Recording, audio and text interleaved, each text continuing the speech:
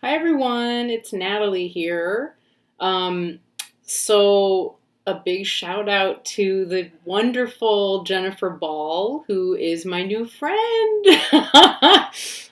Jennifer, I just watched your video and thought, wow, how funny that you had. I mean, what an amazing experience, first of all. Beautiful spread. Such a beautiful spread. And, Lisa, I'm fairly sure you'll probably watch this, but, Lisa, thank you again over and over and over every day.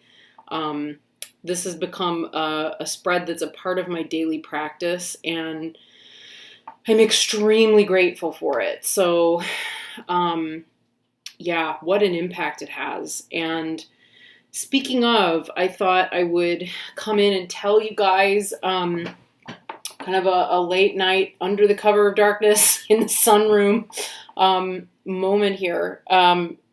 So I've had an interesting experience this week with my tarot pulse spreads and that practice. Every single day this week, the Five of Wands comes up as my final card. So the Strength card is always last, and then the Five of Wands accompanies it, and it has happened every single day this week. The fourth day in a row, it was like, what is this stalking card all about? I've clearly not gotten to the bottom of it. When I shuffle my Spirit Speak deck, this little sucker has also jumped out at me. And I always take note of cards that are spat out of a deck and just kind of note them down. Frequently, there's a purpose. I know a lot of people don't like to read that way. Some people only read that way. I tend to adopt the yes and approach with jumping cards. So this little guy kept popping up, and when I read the description in the actual Spirit Speak deck, and Lord have mercy, because my eyes are starting to do that thing where near and far, and it's mostly when there's not a lot of light or it's evening. Oh heavens, where are they? Yes, okay. Yeah, my eyes are not. They're having some struggles. They're doing a thing. So her definition in here is a momentary irritation. This will not stop your fire. You will continue with your work. First, you must live through this slightly irritating distraction. Okay. Oh, I better see my... There we are. Near, far, etc. Right? So that is where she's coming from with this Five of Wands. So... yeah, I'm like, okay, well, I've had a lot of that. I teach it right now in a middle school. I'm working as an SS or a special needs paraprofessional in a middle school right now. So every single day is just like that. Anytime I walk through the hallways, the excessive noise, I don't know what it's the newness of hormones and. Oh, I know I was equally as crazed and irritating and so forth at that age, but it is a constant, ongoing factor right now, especially because it's spring. So there's been a lot of this. Today when I got home, however, I'll feel great at school. I'll feel fine when I'm at school. I meditate as often as I'm able to on breaks. When I'm there, I carry like a yoga block in my backpack so that I've got my instant, sitting cushion ready to pop out at a moment's notice when I get breaks, and just to kind of do a little like refuel, so I can stay calm and centered and patient with my charges, and really it's less them and more the mainstream kids at this point, I'll be honest. But okay, so my partner is sticking his head out the back door because he knows I'm making a video. And the joke we have right now around the house is, I'm in your video. And yet he won't ever come on and be in a video. Anyway, kind of like my middle school kids at some moments, but usually in a much sweeter, kinder, and more self-aware kind of way. Also intentional. Very big difference there. Anyway, I came home this afternoon and I was I was doing great, and within 10 minutes of, well, probably within 10, actually not even when I got home, probably within 10 minutes of getting in the car, maybe even less, I just started to feel like, I could just feel my energy drain severely, and realize like that has been an issue ongoing off and on here and there all, basically since I started substitute teaching. And I got home this afternoon and started my practice, with my cards. And I usually start with a tarot pulse, and then at the moment I'm learning and working with, the first operation and the general reading spread that Benabel Wynn uses in Holistic Tarot, which is based off of Paul Foster Case's spreads and so forth. And I'm doing that really in large preparation for learning all of the card counting esoterica and eventually the first operation. At some point I'll have a full day to devote to that. I'm hoping sooner rather than later, but it may have to wait till school's out. Anyway, I couldn't get past the tarot pulse. And I should actually back up. I pulled out the apparition deck today.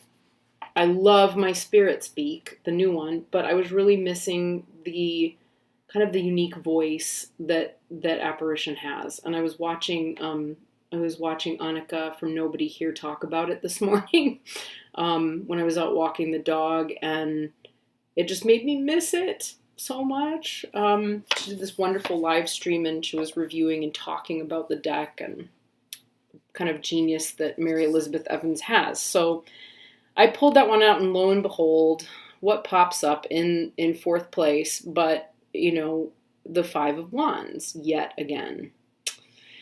And I thought, now that's interesting, because this Five of Wands is decidedly different than this Five of Wands. Same artist, same deck creator, completely different deck, and a really, really different voice. Each of these decks has a completely different voice, and I don't know quite how to put that into words yet, but it's really the truth. I think if anybody else, there's a lot of people out there who work with her decks. I'm curious to know if anyone else has found that to be the case. But I went ahead and I thought, okay, I'm going to look up, I'll read what her definition of Five of Wands is in here. And then I decided, the hell with it. I'm going to go and find everybody's definition of the Five of Wands, because clearly I'm not addressing it. And I think I'm addressing it, and it's coming up because I'm not. So interestingly, what she says here, looking for a candle, here we go. Got my little electronic glow-in-the-dark ones. There's a lot of activity going on here. It's difficult to focus on what your goals are when there's so much fire and aggression in the foreground. Lucky for you, this is only a temporary strife, often the one that is played out dramatically. It's time to pick and choose your battles, as they would say. How can you direct your energy in the most valuable way? What are the frustrations that waste your energy? So basically, I just started laughing because what's being described here is a basic walk down the hallway, or any time spent in, oh wow, I'm covering it's this side. Any time spent in a neuronormative middle school classroom or mainstream middle school classroom. Walking through the hallways, it's constant play fighting. I mean, unbelievable, constant play fighting. It happens in the cafeteria. It's in the hallway. It's when they get off the bus in the morning. in between every class, during class, at every available opportunity. I work in a home ec room where it is nonstop. And I realized how much of a drain on my energy it has become. So I'm going to back up for a second. I was also it's so late and I'm so tired and so drained, and it's so coming across right now. I was in seeing my holistic doctor on Monday afternoon, and when I walked in the room, she said, "How are you feeling today?" And I said, I was feeling great until about 15 or 20 minutes ago, and this horrible, anxiety, gut twisting anxiety started to come up. And I'm not really sure what that's about. I haven't gotten to the bottom of it yet. And she just kind of nodded, and she said, "Oh, well, don't feel bad about that. A lot of people have anxiety. It's very common these days, etc." And I said, "Yeah, and I have been known to have some serious problems with it in the past, although I have a process for addressing it. And when I use that process at the moment, I'm coming up empty-handed. I can't trace it. And I'm beginning to wonder if it's not mine." And she paused for a second and she kind of said, "Okay." And I get that. She sees a lot of people who are, into the woo and into the energy and all of this, who are not wanting to own their own stuff. I mean, it's really shockingly common. And I've done it. I've been that person. I've watched a lot of people do it. The thing of it must be a past life, or it must be, I'm picking up on the energy in the room, or everyone else's energy in this room is so tough I can't be with it. My experience is generally that when I walk into a space and I find that that's the case, I have something I need to work on, big time. And I usually also find then that once I do work on it, whatever it was, calms down or goes away, or becomes manageable, on some level. And lately what I'm finding is that that's the only thing that manages it, is that when I feel that drain, and I mean, it's just it's like someone has literally just sucked the life right out of me. The only way I've been able to manage it is literally I can come home and collapse. And then once I wake up, of course, 2.5 hours later, I'm really disoriented and not quite myself. And it's not a great cycle to be in all honesty. And I've tried addressing it now with, with nutritional things. I've addressed it. I'm trying to address it on every possible available level. The one level I really had not paid close enough attention to. And I mean, on an energetic level, I've acquired extra chunks of shungite. Masha is musings from Masha. If you're watching, here's some of my little shungites. So I've acquired extra. I think I've got 3 small ones all together that I tuck into various, pockets and parts of my, clothing. And then I've also got sorry for the cussing, but I do refer to it as the motherfucker of psychic protection. I have this enormous chunk of black tourmaline that usually rests in my left pocket. Today I forgot it. I forgot all of them. I just didn't. That's where we are right now, folks. They just didn't make it out the door. Well, I've also, it's middle school, so I've also acquired, a couple of enemies at school, in the form of 2 8th graders in my 9th hour mainstream digital photography class, who basically make life pretty much like a living hell for the teacher, who's my colleague, who I really have a lot of respect and appreciation for. And he handles them beautifully. I mean, really just right on the level. He's very mature with them. I don't know what's going on with these two girls. It's a very, very privileged school district. These two girls strike me as coming from that background. Not all of the kids do, but they definitely strike me as coming from that background. And of course, that doesn't mean that their lives are very good, because what I have found is that a lot of the kids that are there really have a difficult life at home. Things are really tough at home. So, at any rate, long story short, I ratted them out to the teacher when they completely went behind, manipulated the system and went behind the teacher's back to talk a substitute teacher into letting them do things that they were explicitly told was not okay and that they were not allowed to do. And ever since then, I mean, they can't pass me in the hallway without there being this cloud. How kids this age are, right?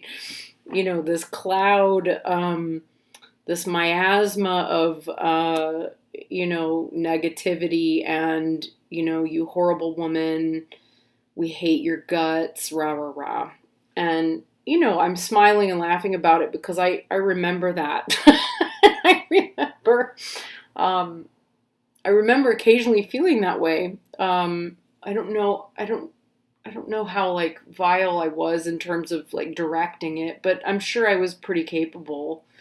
But what I had not realized is how much that in combination, those kinds of interactions in combination with all of the stuff, just general kind of like fog of stuff in the air, was going to combine with working with two nonverbal students who, very, very intensely, who have really started to form attachment with me. And that is emotional, and in one case, and well, both cases really very also kind of physical, because their physical needs are also somewhat dependent on me. Neither is independent in the bathroom, for example. And one of them I know has a really horrible, well, they actually both have horrible home lives.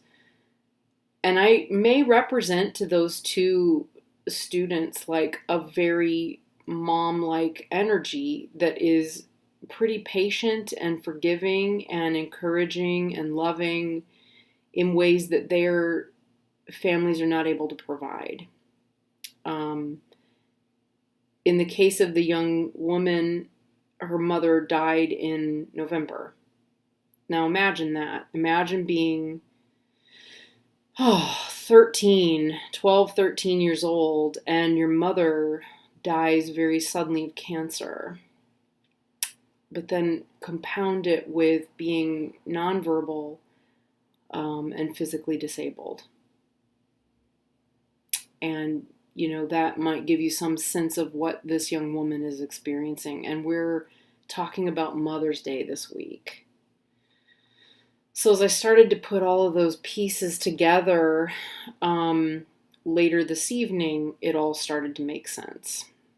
And it's just a matter of like, first of all, I got to step up the practices. I got to engage all of my protectors, and I've got to spend some more time working on practices that actively feed, basically loving kindness practices, because I do find that those resolve a lot of that, and a lot of the neediness, while filling me back up at the same time. And, yeah, I mean, it was so powerful. I also had an experience that I've never had before, at all. I went to go pick up the Marielle deck to work with it and bent the cards, right? When you try to do a riffle and a bridge and it all just goes awry. We've all had that moment. And I bent the deck. It amazingly caught it just with enough time to keep it from being really disastrous. And I know you can always get another deck, all of that sort of thing, but I've actually put a lot of time, effort, energy, and so on into the physical deck itself, the physical object, and that does hold power. It really does. Yeah, and then I thought, okay, well, they're all right. I smoothed out the cards, and I went to shuffle them again.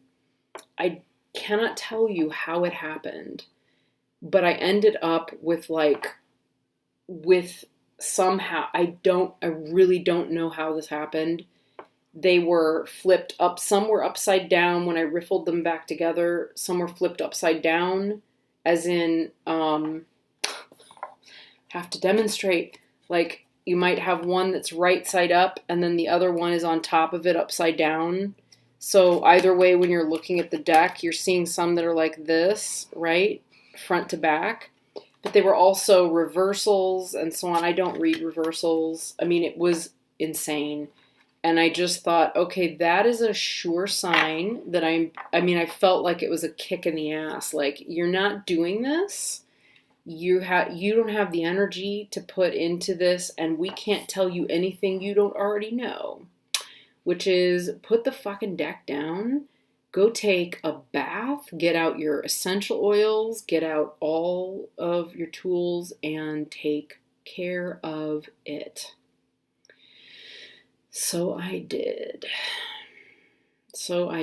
And who would ever have thought that you'd need like an evil eye charm to walk around in the middle school as one of the teachers, But I actually think that's kind of where we are. I kind of feel like I need to pull out the big guns in terms of all the talismanic symbols and so forth that I've got, and get ready to engage in the gentlest way possible. But just something to kind of deflect it and disperse it and dissolve it. Yeah, I've kind of been going back through my mind various energetic tools that I've got over the years, and know, which I rarely ever have to engage, even in really potentially toxic situations, because in all honesty, my Buddhist practice usually is enough to dissolve it and disperse it. But I've not had a year like the one I've just had in a very long time, and I've had a lot of situations and circumstances that have come up consecutively that were pretty awful, in truth. Like, really, some of the more difficult things that people go through in life, those have come up. Yeah. And kind of back to back, and in ways that have made it, that combined with just having a hard time getting things to be kind of still, calm, stabilized, etc., is just, those things chip away. They just chip away at you. So when you got stuff chipping away, and it's tough, you just have to do whatever you have to do to keep it together and replenish. So yeah, so I'm pulling out all that stuff, and I also booked a float for tomorrow, because I did find, I think with nonverbal kids, I'm finding that, yeah, it's just draining. It's draining. They recognize they're dealing with an empath, and if there's an ability to form a relational attachment there, so much of it really is energetic. It just is, because they're working with energy, and it's a lot. It's just a lot. I wish there were a way to set up the system for working with autistic children that was not, that would serve both the neuronormative, or the neurotypicals, working with them, but also serve the autistic kids, because we're both drained at the end of the day. Completely drained, completely exhausted by the process of trying to function together in an environment that was just not designed for them.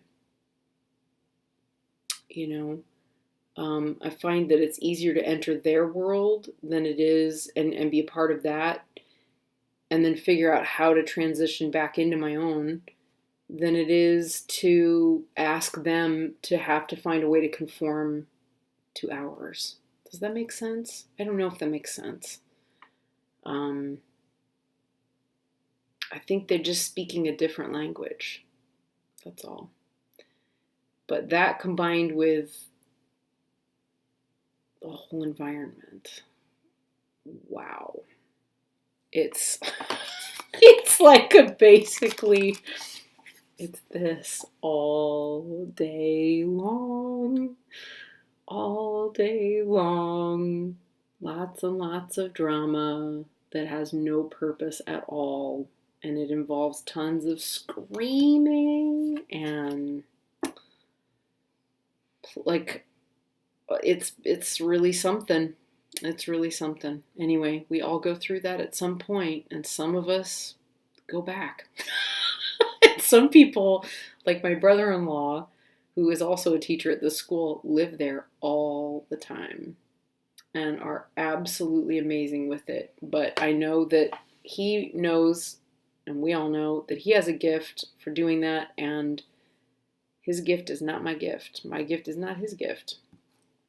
So anyway, far longer than it needed to be, but just wanted to throw it all out there. It's been such an interesting time. All right.